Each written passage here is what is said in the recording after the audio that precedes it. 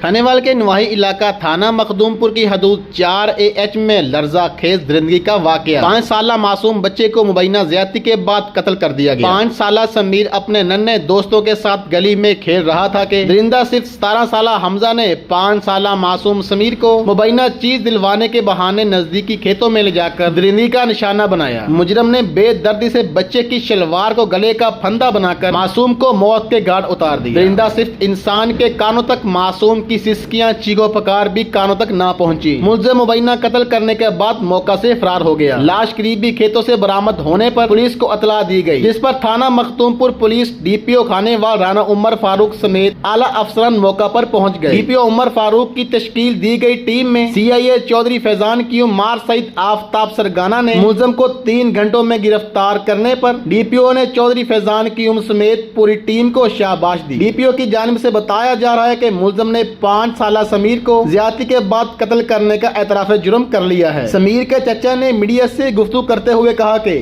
ہمارا وزیر اعلیٰ پنجاب سے، وزیر اعظم سے ہمارا یہی مطالبہ ہے کہ یہ واقعہ ہوا ہے بہت ہی دل خراش واقعہ ہے، تو اس میں ہمیں انصاف چاہیے کہ اس بچے کو جو ہے نا، جو ہمارا بچہ انہوں نے قتل کیا ہے، ٹھیک ہے، اس ملزم کو جو ہے نا فوراً جو ہے نا یا تو شوٹ کر دیا جائے یا پھانسی دے دی جائے۔